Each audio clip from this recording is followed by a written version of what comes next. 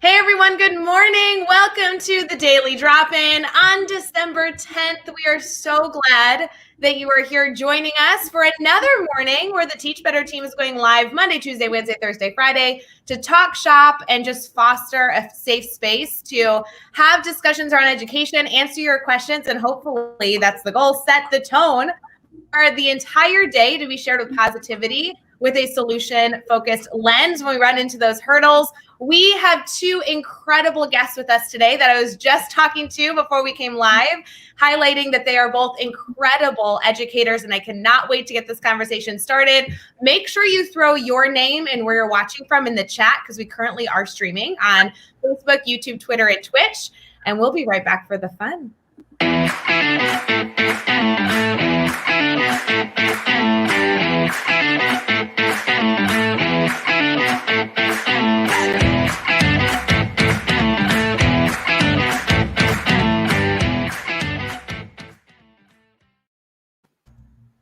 Hey friends, good morning. It's Rae from the Teach Better team. I have two incredible guests, Brad and Zak. I am thrilled that you are joining the Daily Drop-In. How are you doing this morning?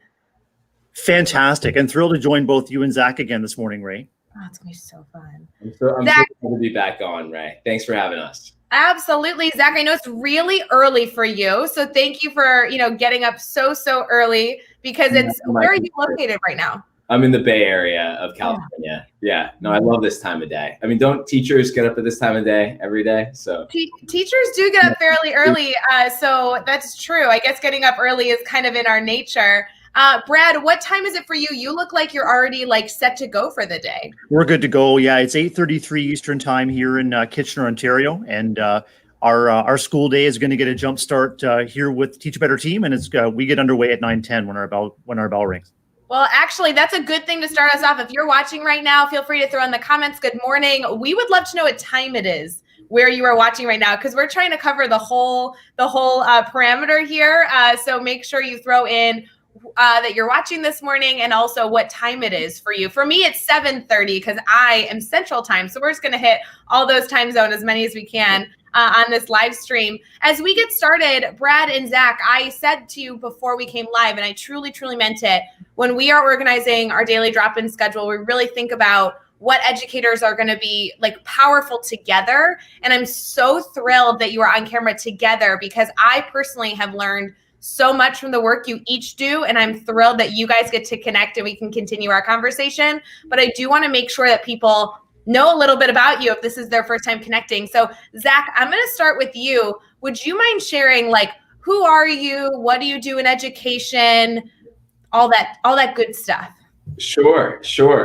Who am I? That's such a great question. I am, I think, an educator and an activist through and through. I honestly started my career when I was a high school student, I think, because I started this mentoring program, and I never realized with all of my ambitions that I would ever end up an educator or committing my life to education. But it kind of just happened that way. I just kept wanting to work with kids and solve problems with kids. And then I was a camp counselor. And even though I went to, I think out of Columbia University, I thought I was going to be a doctor or a lawyer or something very boring like that. But then I stepped into a classroom just after college and I just became hooked. I was an elementary school teacher for 5 years. And then I started an ed tech company called UClass because I became obsessed with project-based learning and learning by doing and connecting kids around the world.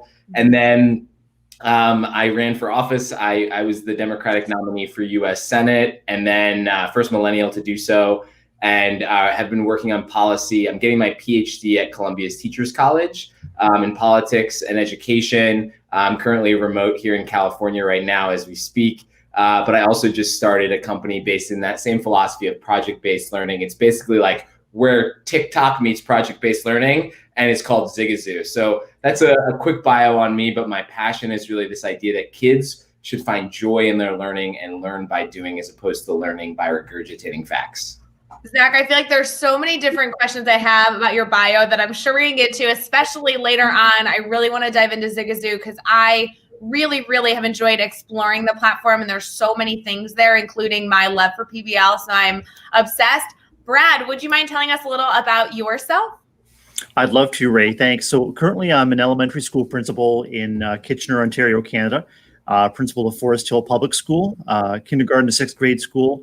Typically we have about 480 students at our school, and right now we have 175 who are remaining at home for distance learning. So in our district, we have face-to-face teachers, as well as we have dedicated distance learning teachers that are in a number of our school buildings, including ours. 4 of our school staff have been tasked to distance learning. So it's been challenging. It's been eye-opening. And one thing that really resonated with me when Zak introduced himself was that concept of joy and bringing joy into learning. And we are very grateful to have been able to welcome our students back face-to-face for the most part. And it was a great deal of apprehension as we approached the start of the school year, as everyone can imagine, as everyone's experiencing. But once the kids and the parents and the families showed up, immediately that infused the joy into our school building. And the number one growth area has been for our distance learning teachers to get their minds and their practice wrapped around engaging kids with joy at a distance. So we continue to stress that relationships are the foundation of everything good that we do. And like Zak, we're committed to finding the joy in what we do. So this is my 25th year in education. I was a 16-year elementary school teacher from kindergarten to sixth grade. Most recently, I was a middle school visual arts, French, music, and special education teacher.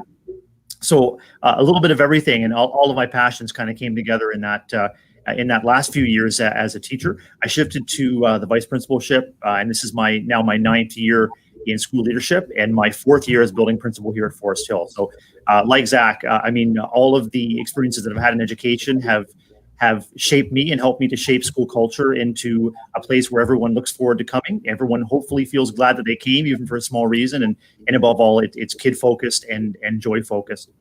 Oh my God, there is so many things that I had to talk about with you guys, because even just your backgrounds as individuals, plus having you both here in the conversation, I'm telling you, I'm kind of I feel like I'm with the dream team right now. I won't lie to you.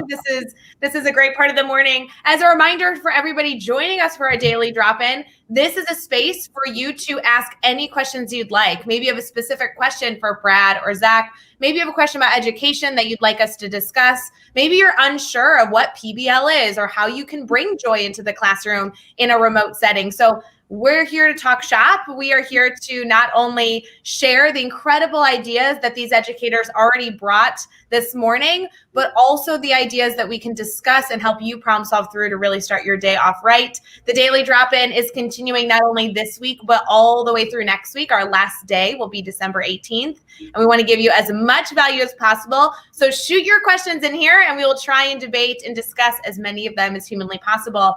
The one thing I will say, Brad and Zak, you both have backgrounds in ed. I feel like I'm the oddball out here as like the middle school girl. I guess I don't know why you're so drawn to elementary. I don't think I could teach elementary. Well, I was gonna say I want to hear what grades you taught, Brad, because it's rare to meet fellow long-term male elementary teachers, and I think there's a lot of value to us conspiring and bringing more dudes on board to the elementary cause. And Rae, I would say that elementary education is within every educator. Just as my shift from elementary school to middle school in my last few years of teaching, that was a significant mind, body, and practical leap for me. And like you, I had those doubts. And the first few months of me teaching grade 7 core French was that was an interesting challenge, because I'd inherited a lot of attitudes and a lot of behaviors that I wasn't expecting. And so I was right there in the middle of imposter syndrome. Like, what have I done? Can I please go back to my junior class? They were so lovely, but we grow through practice and finding ways to establish relationships, whether the kid is 3 or whether the kid is 13 or whether the kid is 17, 18. It's all about finding ways to establish those relationships. And once you establish them, then the sky's the limit. But they've got to know that you care, and you've got to know that you are making an effort to connect with them personally so that you can reach them professionally. We have a lot of people sharing their excitement for male ed teachers. I feel like there's this big movement in the comments where they're like, yes, bring more men in ed. I love this. So this is actually a cool topic to discuss. Brad, though, I do have to say, and I apologize that I'm not like up to speed. I'm like waking up this morning with, just having this wonderful discussion with you guys. There's a lot of people who are like, oh, I was just listening to the recent Teach Better Talk podcast episode. Now I'm jumping over here. And when they said that initially, I'm like, well, that's so nice. They're listening to the podcast and they looked at the time and they popped over here. But that's not why they're saying it. They're saying it because it's your episode that released today, isn't it? That's right. And I'm so, Rae, I'm so proud of this episode. I'm so proud of the opportunity to record it with you and Jeff, two of my true podcast heroes. And every time since the beginning of getting engaged with the Teach Better team, like everybody I've come in contact has been sincere, authentic, energized, and in it for each other, so that we can be in it for the kids. And so it was a wonderful experience. After we were recording, I was smiling from ear to ear. I think I went to bed with a smile on my face that wide. I think my cheeks and my eyebrows were aching for it. So I'm so grateful for the opportunity and so grateful to connect with so many others, thanks to the leverage of the Teach Better podcast that you provided me. That's kind of fun though. So if anybody needs like more Brad in their life, you can listen to this daily drop-in, and then you can head over to Teach Better Talk and you can listen to him share his like really detailed stories. Zach, is that now on your to-do list to go check out Brad's? I just wrote it down. Yeah. I love it. So everyone's going to get a lot of Brad this morning, and I think it's so awesome. So I'm glad I thought through that, because I'm like, oh, they're being so nice. And I'm like, no, it's because Brad's epic episode just came out, dropped this morning. I love it. So as we discuss like so many things, I'm going to give a shout out to Samantha, who's throwing in some comments, some questions in here. And then there's also some educators who are throwing in what they've taught. I really love when I get to see comments of people engaging with this story, because we absolutely can be live and just talk shop for an hour. And sometimes we do, don't get me wrong. We have so much we can share and discuss. But we really do love to respond to the Teach Better family, the network that exists. So whether you're watching on Facebook, YouTube, Twitter, or Twitch, like we are here to support you. So please continue to throw in your thoughts. Samantha says we'll start second semester with new students and we'll be in distance learning for at least a week. And then she threw in a question here. Tips or tricks for making those connections to build strong relationships from the get-go. And so I think discussing how to build relationships virtually is not only something Samantha's wondering right now, but it's something that's actually been discussed. I think it's been a fear, it's been a concern for a lot of this experience through COVID, because as schools were kind of shutting down in March, a lot of educators were thinking worst case scenario, if we have to stay remote, how are we ensuring that we're supporting our students? So I do want to go to you, Brad, because you were the one who came with this idea initially of something that you're working on with your teachers. But before I do that, Zak, a lot of the work you do is through creating like technology that supports educators. I can only imagine that this is a topic that comes up in your world. Absolutely. First of all, relationships is the backbone of everything in education. I was going to say one of the reasons that I loved teaching 4th and 5th grade, as opposed to what you do, which I think is madness. This middle school stuff, where you switch classrooms all the time, and you have 20 for 45 minutes, whatever it might be. We had the same 20 to 1 year 38 kids all day long, and we were able to build those relationships. And for me, the relationships with the families, having the same family 3 years in a row, being able to really get into these people's lives, and that kind of joy that you can only get through relationships is what really kept me going as an elementary educator, and the reason why I did it, and what I think is the long-term impact of what elementary ed can be. So I think relationships are the backbone. I think that there's a lot of really amazing research that's just coming out around trauma, when kids are moving classes too often, when they're moving from school to school to school. We really want to develop community centers as schools. And so the remote learning piece is really challenging, because human to human connection is real. We want to be around each other in person. As much as I love being on the call with both of you today, Rae and Brad, I feel like if we were together right now, we'd be vibing on a whole different level. And so I just want to say that I think that as much as possible, we don't want to ever forsake in person for virtual if we at all can, and can do it in a healthy way. And so I just want to point that out. So if there's any way that you can connect with your families in person, distance, whatever it might be, I do encourage that. But if that is impossible, something that we're doing with Zigazoo, which is my company, is we're trying to find ways to give kids a platform to share their voice. We think at the end of the day, kids want to share who they are. And a lot of times kids are very afraid of adults. Maybe they are not yet comfortable with you. And so getting to know their personalities. I know, like, you know, one of my favorite students of all time who I had for 2 years and who I'm still in touch with to this day, not that I have favorites, but he, you know, he would share rap songs with me. He'd come in at, like, you know, a little early from recess, and he'd share his favorite rap songs. That's how I learned about Wiz Khalifa. And this was like back 2008, 2009. And I know that that might sound silly, but it was the basis of him learning how to read, because he didn't trust me or any other adults at the time. And so I think that there's awesome opportunities to do this. And that's actually what we've done on Zigazoo, is provide prompts that are mostly socio-emotional, asking kids to respond in their own time, asynchronously, to those prompts with video. And what we've heard from teachers, that a lot of kids are coming out of their shells, and that kids who they never even knew talked in school are talking because they're used to and comfortable with this kind of technology at home, and they're showing parts of themselves that are really powerful. And so that's a way through Zigazoo or through other platforms and technology that you can really get to know your students and start building those relationships. And the key there is not to just stop and just listen and end it there, but to then connect and say, oh, you just taught me that song. And then say, like, what's the next song? Or I like this song. Do you like this song? Whatever it might be, because that's where the real connection comes. And they go, oh, you're pretty cool.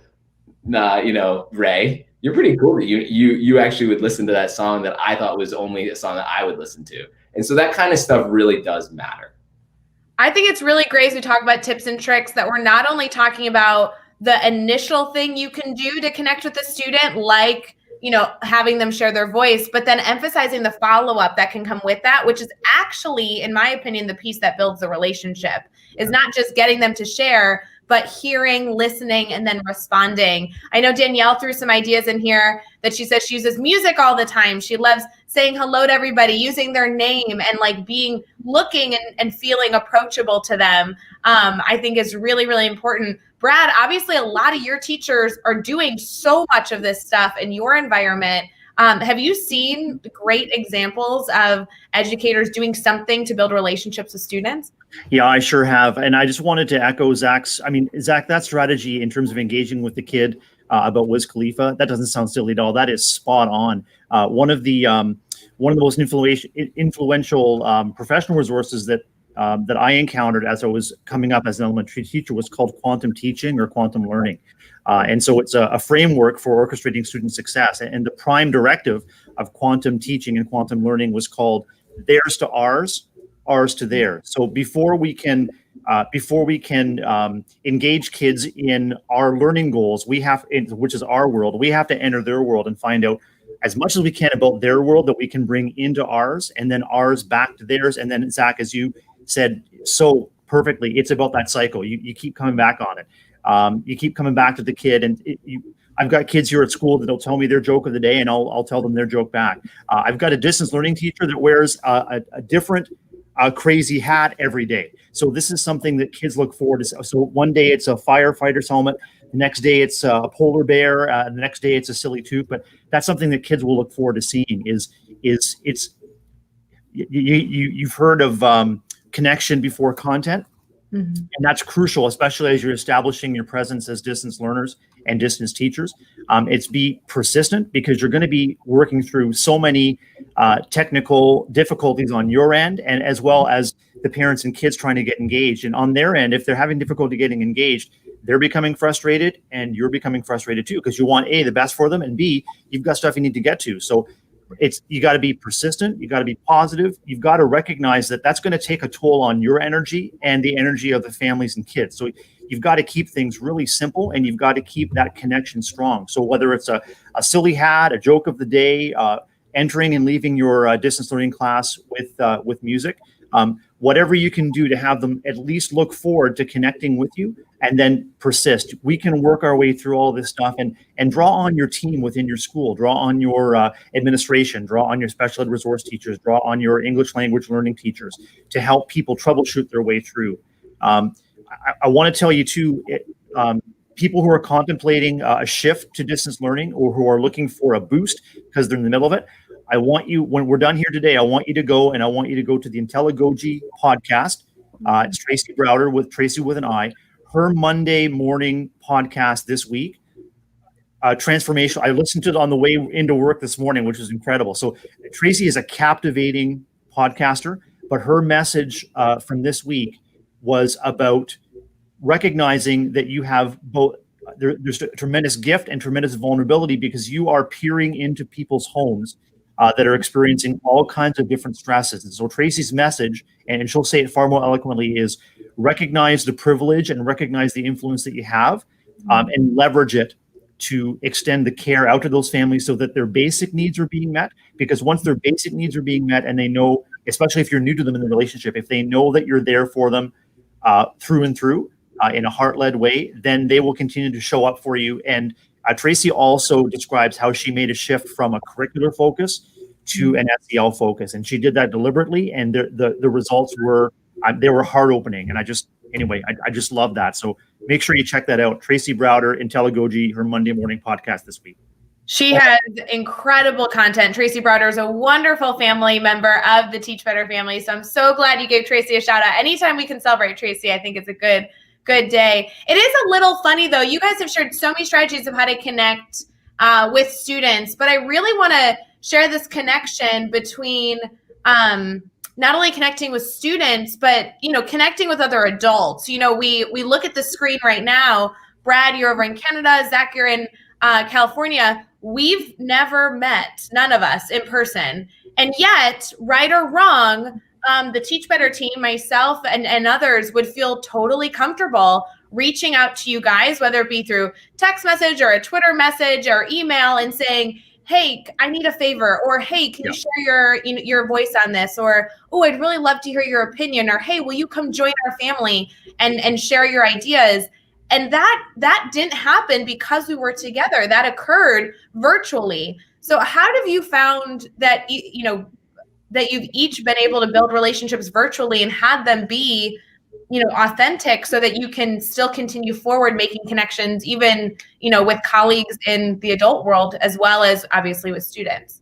Yeah, I think you have to go above and beyond. I was about to reference some Gallup research from the last few years that talked about the thing that was actually the most essential piece of a child's education, and it wasn't Common Core standards. It wasn't, the assessment. It was whether or not you felt cared about in your school, and I think that, and whether or not, I think it's like 2 or 3 adults showed interest in you, and it almost like gives me chills to think about that. And I think that at the end of the day, there's obviously been a misfocus on not building those connections first. You're not going to be able to start a caring relationship if kids don't have their basic needs met. Maslow's hierarchy. They need security from fear during this time. They need food. They need sleep. And all of these things matter as the base. And then they need connection, and they need to feel like they're welcome. If you don't establish those 2 things, you can't get very far. You're literally accessing the wrong parts of kids' brains. You're ending up in parts of your brain that are, going to create reactions that are not going to allow for types of learning that we want, the type of critical thinking that we want to teach. So you can't go and just like start critical thinking without having those other connections there. And I think it's important to mention that it is in my experience, and I'd love your thoughts on this, Brad, as a principal during this year, doubly, triply, quadruply hard to get that second level of connection going and to make parents feel like you care. It's doubly hard because, one, it's virtual for the most part, and as much as I love you, Rae, again, if we had sat down and had a drink together after our last podcast, we would have a deeper connection. And maybe if you had bought, because I probably would have bought you a drink, and you'd be like, oh, you care. And then we would have had that moment where we would have felt like that feeling like, oh, this person is connected to me. And, you know, all those little things you do to show a parent that you care, you know, peeking into their life and saying, oh, I noticed that this is happening, not in an insulting way, but in a way that was showing care, and then saying, oh, maybe we can do this instead. Maybe, you know, why don't we, instead of doing it in the living room, let's do this in the kitchen, where it's closer to you or you're in earshot. Oh, I can't do that. Like listening, because then they might respond and say, actually, it's better for me in the dining room, whatever it might be. You know, doing the little things that show care. You know, I just recently, for my virtual employees, we do a happy hour every Friday, and we just bought a happy hour kit because I realized like they need to know from me that I care. And all the little things we can do, I think, really matter right now, because this is the thing that matters anyway, and it's doubly hard. And then the final thing I want to say is that parents are living in fear right now. I mean, we all are. And so whatever we can do extra to show them calm, security, and to just almost be patient with their fears and concerns, and do whatever you can to show that kind of like grace and love is really vital during this time, I think more than ever. So true. Brad, any thoughts on that?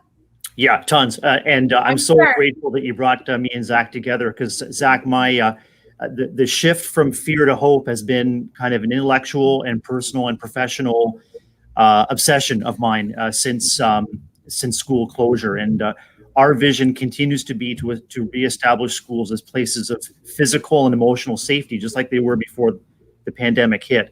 And we recognize that we can't shift people directly from fear to hope. And so all of our every single one of our interactions, whether it's a telephone call, it's an email, it's a newsletter, it's our school sign on the front lawn, it's interacting with your staff members as you make your way through the halls into their classrooms, it's emails you send your staff. Every single one of those interactions is an opportunity for you to make a very small shift. And some people have done some research into what they term micro kindnesses. And so as an antidote to microaggressions, or as an antidote to fear, you are scanning the environment for opportunities to put kindness, love out there. And I'd encourage everybody, every educator, every parent, every community member, just to name that you're going to go forward with love. We love you. We want to do all we can to support, reassure, do anything we can to keep you engaged, because all of the relationships that we invested in before the pandemic, those are the ones that we have to keep kindled, because when we welcome families back, in our case, when we begin to welcome families back in person, we're going to need to rely on those. And if those relationships may be strained, but we certainly hope that they're not broken. And so anything that we do to reassure those around us in our school community that we recognize the fears, we recognize the stresses, and asking as school leaders and as colleagues, what can we do to reduce those worries? What can we do to reduce those fears?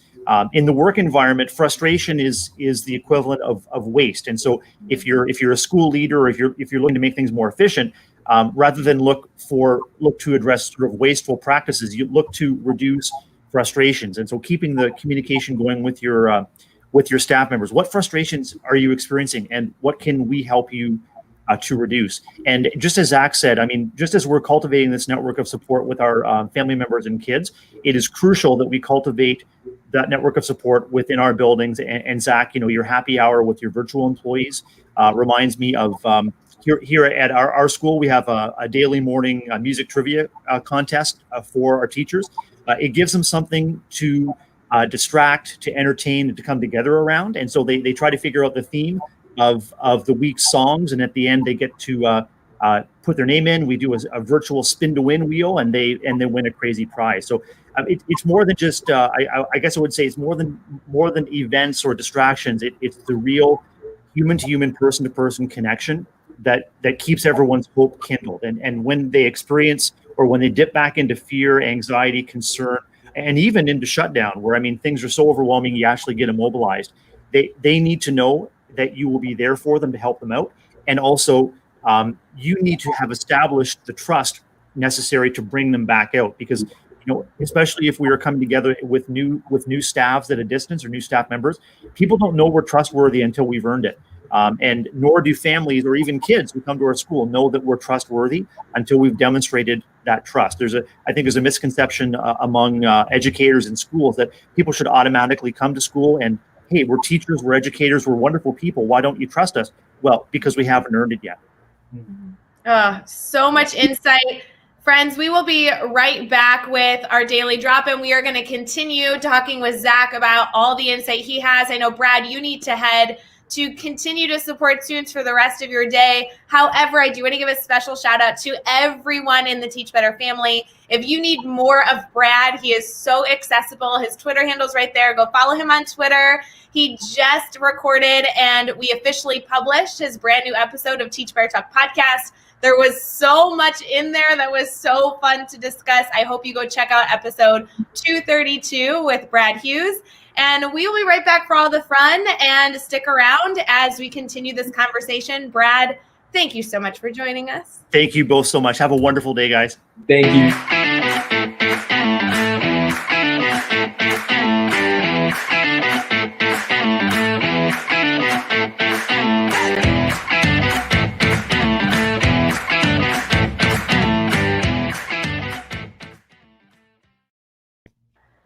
Hey everyone, welcome to our second stint of our daily drop-in. Zak, was Brad Hughes not like the coolest guy ever? I'm so glad he joined us for the beginning of this daily drop-in. He and I need to be lifelong friends. It's so good to meet people virtually who just fill you up. We always joke that Brad is full of those like mic drop moments. So I'm excited that his podcast is officially out, because there was so many moments in that episode where he shared his insight, shared his heart, but really shared like tactical tips and tricks for people to go implement later today in their classroom. So shout out to Brad Hughes. So thrilled he joined us. And Zak, thank you for continuing this conversation, because I know there's a lot more we can dive into in this morning's daily drop-in. So how are you feeling so far? Like halfway through, feeling good? Oh, I'm feeling great. Yeah, the sun is rising here on the West Coast, and I'm feeling inspired. I think thinking about what it means to go from fear to hope as an educator. I mean, honestly, even before the pandemic was important. And I think even more so now. And so I think that conversation is not, it's actually like, I think it sounds like so almost like faith-based and spiritual, but it's really actually neurological and very practical. And there are a lot of things we can do. And so I love talking with Brad, and I can't wait to get moving on more. It's going to be great. I know we have a lot of people who've been able to pop in. If you are watching us live, feel free to throw in your comments and questions. Zak and I always get on tangents. He has so many passions that I love learning about. So feel free to kind of hop on that train with me and throw your questions in the chat. I do want to give a shout out to Dave Schmitto, who says he's listening in a meeting. Dave, go back to work. You can rewatch this afterwards. The recap is available, and it becomes a bonus episode of Teach Better Talk podcast. So don't worry, buddy, you won't miss it. It sounds like me. Well done, multitasking. Yeah, well done. Appreciate you. Little does Dave know that I actually missed. He was live yesterday with Megan Deegan for the brain break that we do on Wednesday afternoons. And I was watching that this morning while I was getting ready. So I'm like, oh, I've had a lot of Dave Schmitto in my life so far in the past 24 hours. Zak, I know that you introduced yourself when we originally started this daily drop-in, but because it's just you and I, because I really want to dive into a little bit more of the passions that you have, what would you share as kind of those like key pillars, like the key passions that you find yourself doing a lot of work within? I want to make sure our listeners know a little bit about your background in case they missed your descriptive bio at the very beginning, so they kind of know what questions they might want to throw at you and where this discussion might head within the next 20 minutes. Yeah, I want kids and human beings to thrive. I think that's my mission. I think, as a high achieving student in high school and college, I like looked around and I realized that at the end of the day, shouldn't the goal of school not be to get really high marks on things, but to live a happy, healthy, joyful life? And I think that we should, just like we backwards plan from the things we want at the end of the school year for our kids, we should be backwards planning our entire careers and lives around that. Mm-hmm. And my belief is that we need to do things that are developmentally appropriate for kids. And we need to do things that bring kids joy, because at the end of the day, that's what life is for living. And I have done all my work around that. And I think a lot of that, the systemic issues that, are keeping kids from loving school, becoming lifelong learners, finding joy, are things that we can change. And some of the things we can change is the way we teach. We should give kids projects that have purpose and meaning and value. We should give our teachers more autonomy and give them the freedom to teach their passions. We should pay teachers more. And so I've worked on all these issues in one way or another. I came up with the $60K minimum teacher salary policy, which actually Bernie Sanders then adopted, and then became kind of like the landmark policy for education in the education field during this last presidential primary on the Democratic side. I also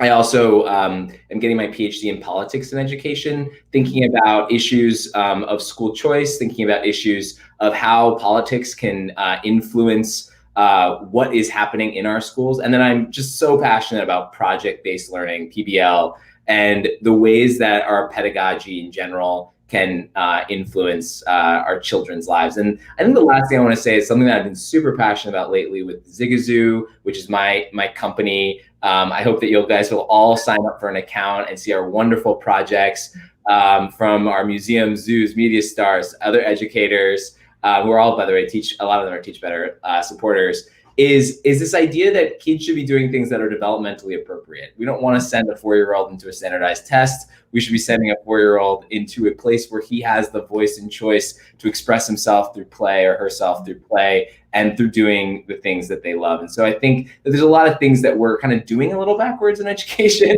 Sometimes we're forced to do in education, and we know the neurological brain science and other research around this. And I'm really passionate about bringing that to bear in the work that we do every day to bring joy and hope and health to all people. Zak, I always struggle talking with you live because I never know if I want to talk shop about PBL, which is something I have so much passion about. Like, we could literally get on a soapbox here for the next 5 hours to talk PBL. And I really love being able to engage with people on camera live when we do these daily drop-ins, or really anything to talk about the importance of relevancy in the classroom.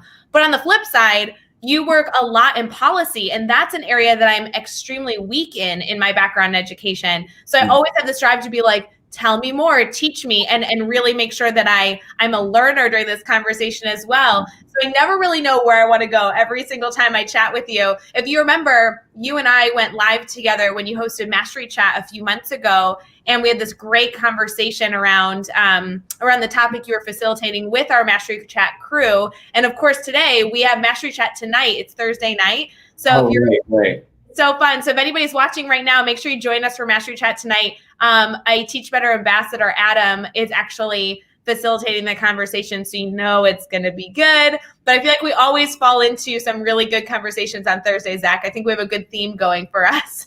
Oh yeah, absolutely. We're the Thursday crew. I think Thursday crew. I like it. Thursday crew. Yeah. I do think that there's so many things we could get into, but I want to highlight Zigazoo, and the reason is, and I want to preface for our audience, I am not like a Zigazoo person. I'm getting no benefit from talking about it. I just really like the program. I just really love the mission. And I like the people that designed it are doing it with the right why. I talk about this all the time with the nonprofit that the Teach Better team is supporting right now during Gifted Grid. It's called educationblueprint.org. And it's a nonprofit created by teachers for teachers. And I love their why of just trying to support. And I feel the same way with Zigazoo. I know Zigazoo is an incredible company out there. And the why of the work that you're doing is something that really resonates with me. So tell us a little bit. I know you've mentioned the name Zigazoo a few times in this conversation, but if I asked you, like, what is the company? Why would a teacher make an account? What's kind of the overview of that? Sure. So I think it's all rooted in my belief around PBL. So there's tons of research, by the way. Also, I always like to ground things in research when I talk about any issue, as flashy as anything is, and PBL now is becoming trendy. Like, it's grounded in the idea that kids want purpose, need purpose, and need and want joy in their learning. And there's tons of data that supports that kids are retaining more, learning more, and are able to soar to higher heights in their learning when they're doing PBL. So Zigazoo is rooted in PBL. The idea is that kids should be doing, and there are many different pillars of PBL. One is a public audience for your work. 2 is a driving question, and 3 is authentic experiences in the real world. We can go into more, including like voice and choice and giving kids the deciding power to actually make their own decisions as opposed to constantly being told what to do. So not just complying and performing, but actually making decisions about what you're doing and the amazing amount of pathways in your brain that are created when you're doing so. But anyway, it's all rooted in this idea. And what we were saying at the beginning of the pandemic, both as researchers and as educators and as parents, is how do we give kids ways to do things that they want to do and learn at the same time? And we, as technologists as well, knew that at the intersection of PBL and TikTok, there was something.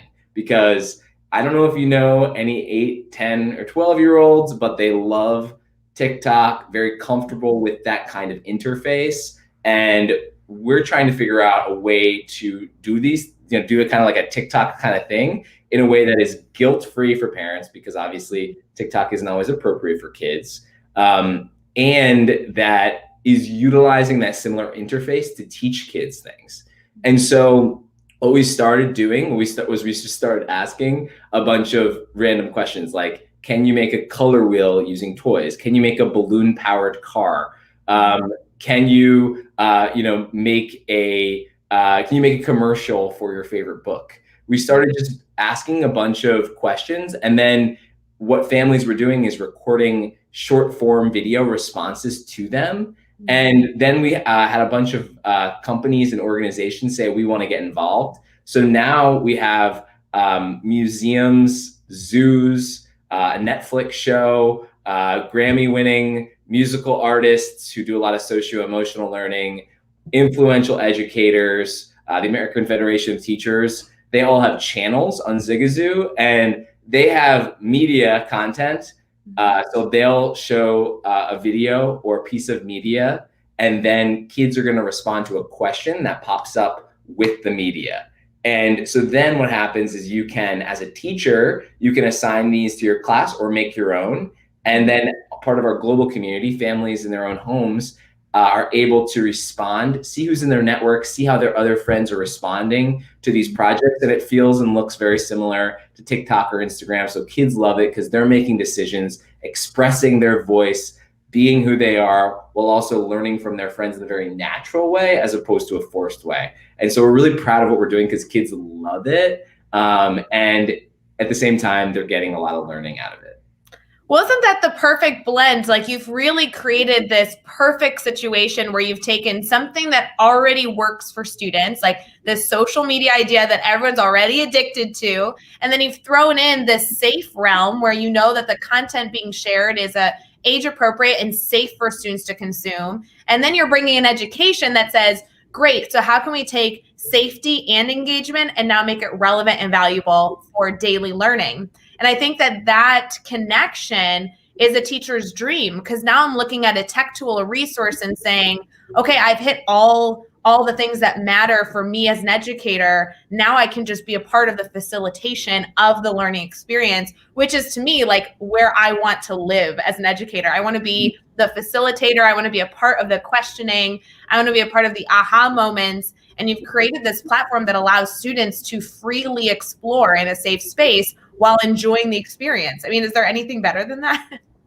I mean, I think that's why we did it, is because it's, I think we want to be where kids are. I think that's the truth with education. And the reality is, the kids of 10 years ago who I was teaching are in a different place than the kids today are. And that means culturally, that means technologically, and we have to constantly, as educators, adapt to this new and ever-changing reality in front of us. And the reality of today is that kids, are used to shorter form clips of videos, and they're making decisions when they're at home using technology. They're making decisions all of the time at like this crazy fast speed that I, as a millennial, don't even understand anymore. Like, I really mean it. You know what I mean? And like, they're not sitting there like watching these long Netflix shows. They're like wanting to create and use tools to produce their own content and be part of things. And then we sit there and we're like, what are you talking about? I thought this was cool, right? You're like sitting there trying to show them like a 20-minute YouTube clip. We're like, this is boring, you know? And I think there's a real opportunity for us to meet kids where they're at in this moment. And we're basically providing that format and providing tools for kids to love the learning that they're doing. So let's get into a little nitty gritty. And Zach, I'm sure there's like no right answer here, but our network really, really loves when we share ideas with them, technology resources with them, but then they want to know like all the hows and the what's behind it. So if I am an educator and I'm listening to this daily drop-in, either live or after the fact, and I'm like, wow, this is a great program. I'm super interested. You've sold me, Zach. I'm in. When they log in as a teacher, is this something that they're using as like a quick attention getter, like a bell ringer? Is this like a homework piece? Is this actually like the entire 47 minutes that you have students? How are you seeing teachers utilize a platform that has these beautiful pillars to support education? How are they actually incorporating it in like a Thursday? Like, what does a Thursday look like? Yeah, sure. So we're seeing teachers using it in a variety of different ways. Three ways that I'm going to highlight. The first, and I think most popular currently, is that it's being used as a brain break and a way to connect with students between activities. And this looks like a quick way for kids to get moving during the day, share something with their friends in a way that's really fun. Secondly, we're finding that it's a great speaking and listening tool. And so because of the creative constraints around it, students are learning a variety of vocabulary skills, reading skills, as well as language skills through it because of the creative constraint of 30-second videos. And so teachers are using this in centers. Teachers are using it for quick homework or a quick check of skills. And the third way that we're seeing people use it is actually as their main learning management platform. So you can use this to assign everything you want throughout the day. You can assign all of the great projects that are on Sigasu from our various partner channels, but you also can create your own. And so teachers are using this as a way to do both asynchronous virtual learning, so remote learning, or they're using this throughout their day to facilitate the responses that they're getting from their students and basically as a learning management system. So a little insight to my life in the current moment, Zach. I got about a dozen DMs yesterday on Instagram that were educators asking the same question. I don't know what was going on in the world where people were all thinking the same thing, but I had truly, and I have not responded to all of them, so I'm sorry if you're listening and you're like, I was a part of that. Why didn't you respond? Sorry, guys, I'm getting to it. But people asking the same question. Hey, Rae, do you have any ideas of what you're going to do kind of like the last week or the last few days before winter break? Because a lot of teachers that I'm connected with are like finishing up a content space. They're maybe doing some sort of summative evaluation of students' understanding on a standard or a topic.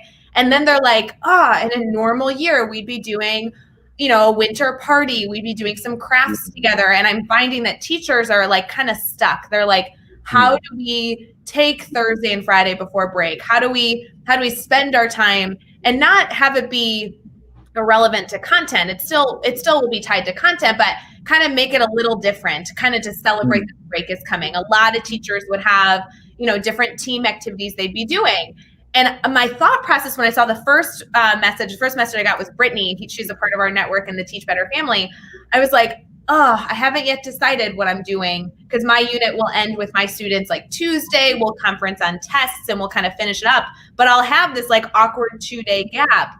is this an opportunity where a teacher could easily say, hey, that's a perfect 2 days to bring in Zigazoo and have students like engage in content, maybe math related, not math related, and get into some of this exploration right before break. Maybe it's something they could kind of dive into, and low risk because it's right before break and teachers are looking for something engaging automatically.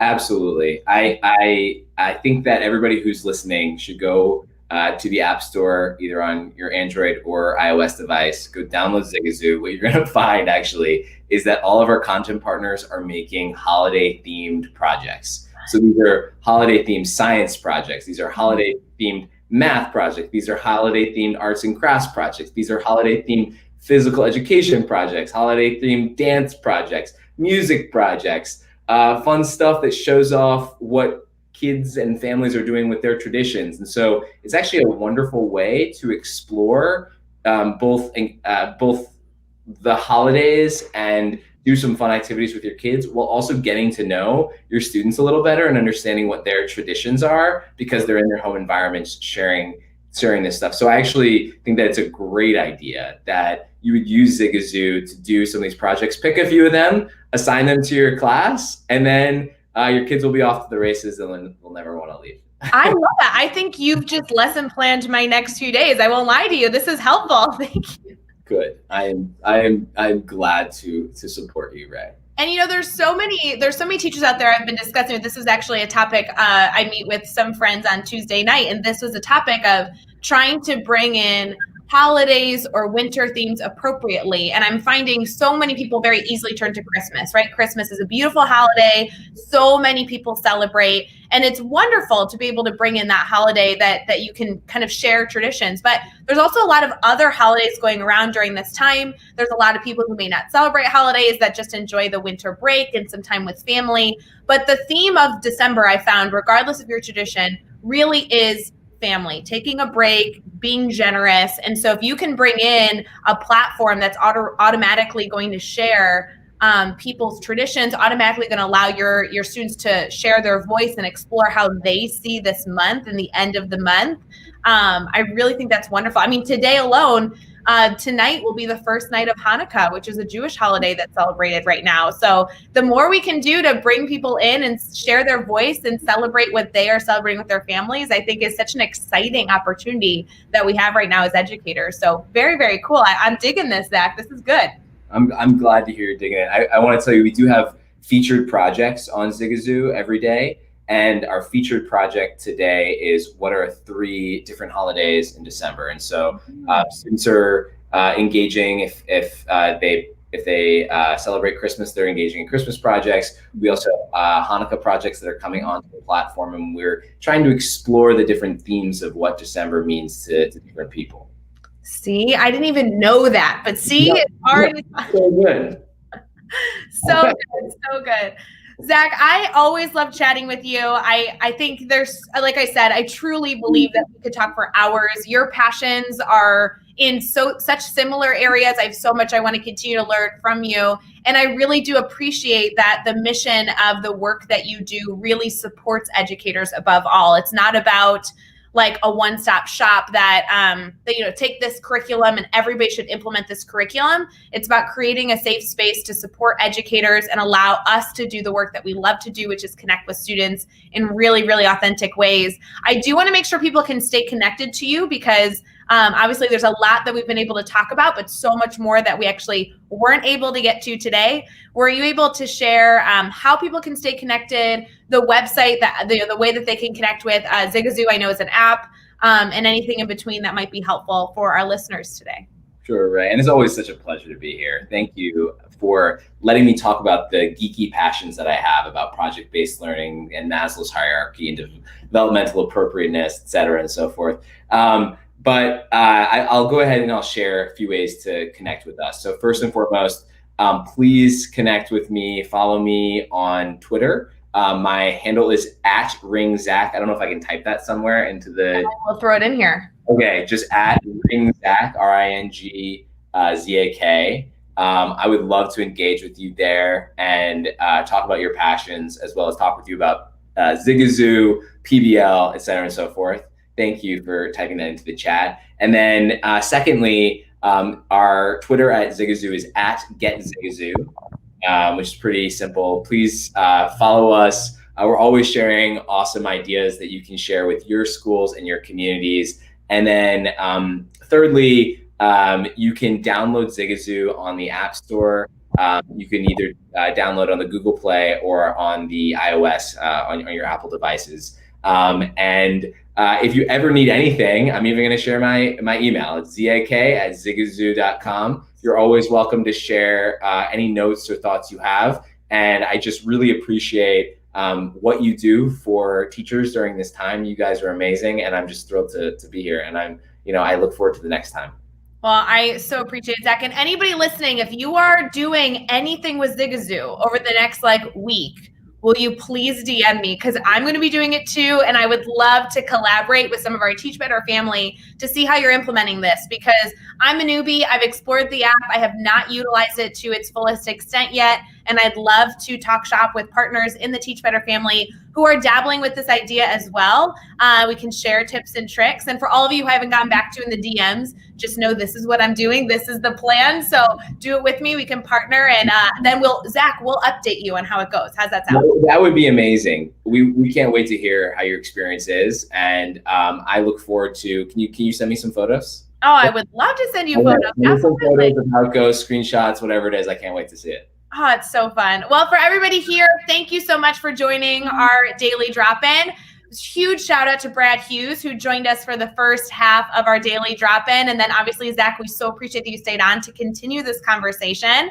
There is so much going on with the Teach Better team, guys. It's really, really hard to summarize it all at the end of any video, because there are so many things going on in the month of December. Not only our partnership with the nonprofit Education Blueprint, which is a free sharing platform for educators. We are challenging every single educator to upload one tool, one idea, one resource on educationblueprint.org to share an idea. You just got one right now, Zigazoo. Go upload that to Education Blueprint, and you've done your challenge for the month. See, we even did it for you. This is so easy.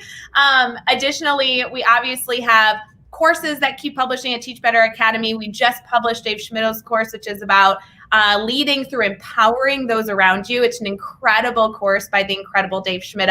So please make sure you go check that out at teachbetteracademy.com.